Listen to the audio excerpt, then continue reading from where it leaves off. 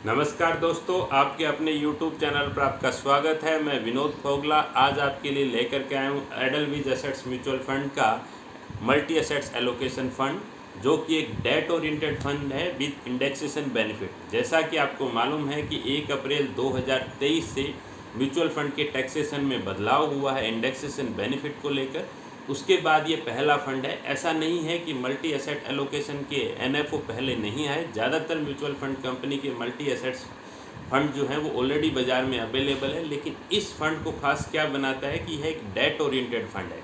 ज़्यादातर जो बाज़ार में या सारे जो म्यूचुअल फंड बाज़ार में ऑलरेडी मल्टी एसेट्स कैटेगरी में हैं वो केवल इक्विटी रिलेटेड हैं। जो मेरे चैनल पर नए आए हैं उनकी जानकारी के लिए बता दूं कि इक्विटी यानी सब्जेक्ट टू मार्केट रिस्क, जिसमें बाज़ार में उतार चढ़ाव होता है, और डेट यानी जो फिक्स इनकम में इन्वेस्टमेंट किया जाता है। तो यह डेट ओरिएंटेड पोर्टफोलियो है।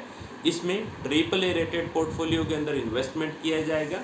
और इसके अंदर फंड की अगर मैं पोजीशनिंग की बात करूं तो जो आप मेरी स्क्रीन पे देख पा रहे हैं, राइट साइड के अंदर जितना बढ़ता जा रहे हैं उतना ही पोर्टफोलियो के अंदर रिस्क और रिवॉर्ड बढ़ती जाती है। ये आर्बिट्रेज फंड से जस्ट ऊपर और इक्विटी सेविंग फंड के बीच का मल्टी एसेट्स फंड है।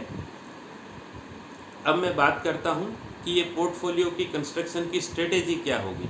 इसमें 35 to 40% इक्विटी आर्बिट्रेज होगा।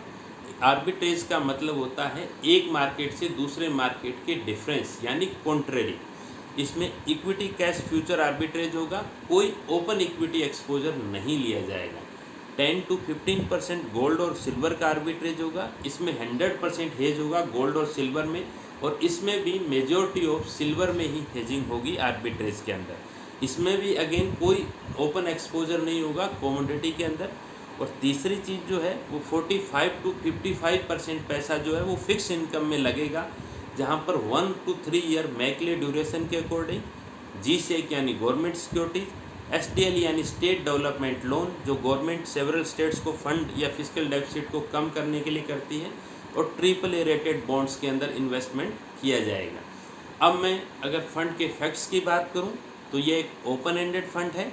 इसके अलावा फंड मैनेजर इसमें जो है mister Bhavesh Jain, mister Bharat Lahoti. Debt के जो फंड मैनेजर हैं मिस्टर धवल दलाल। ओवरसीज यानी बाहर के विदेश के जो फंड मैनेजर हैं मिस्टर अमित बोरा। कमोडिटीज़ के फंड मैनेजर है मिस्टर आशीष सूद। पूरी टीम है फंड मैनेजर की इसके अंदर। एग्जिट लोड पहले 30 दिन तक, अगर आज आपने पैसा डाला और 30 डेज़ के अंदर विड्रॉल करते हैं तो 10 पैसे का एग्जिट लोड होगा। उसके बाद कोई एग्जिट लोड नहीं है। मिनिमम इन्वेस्टमेंट 5000 रुपये का किया जा सकता है। बेंचमार्क इसमें निफ्टी 500 टोटल रिटर्न इंडेक्स का 40% रहेगा। निफ्टी 5 ईयर बेंचमार्क GSEC का 50%, डोमेस्टिक गोल्ड प्राइस का 5% वेटेज और डोमेस्टिक सिल्वर प्राइस का 5% वेटेज, ऐसे 4 चीज़ों को मिला करके एक बेंचमार्क बनाया जाएगा। NFO का जो पीरियड है वो 5 जून 2023 से लेके 19 जून 2023 तक अवेलेबल है। अब मैं बात करता हूँ कि ये किस तरीके के इन्वेस्टर्स के लिए सूटेबल है। ऐसे इन्वेस्टर जिनका मिनिमम टाइम होराइजन 3 ईयर्स है। मिनिमम बोल रहा हूँ, मैक्सिमम नहीं बोल रहा हूँ। और दूसरे ऐसे इन्वेस्टर जो कि हाई टैक्स ब्रैकेट में आ रहे हैं 20% या 30%, क्योंकि इनमें इंडेक्सेशन का बेनिफिट इस फंड के अंदर है। जो मेरे चैनल पर नए आए हैं उनकी जानकारी के लिए बता दूं कि इंडेक्सेशन का मतलब ये होता है कि महंगाई को घटा करके लेस करने के बाद टैक्स देना होता है 20% की रेट से। तो जो इफ़ेक्टिवली टैक्स रेट होती है वो बहुत कम आती है।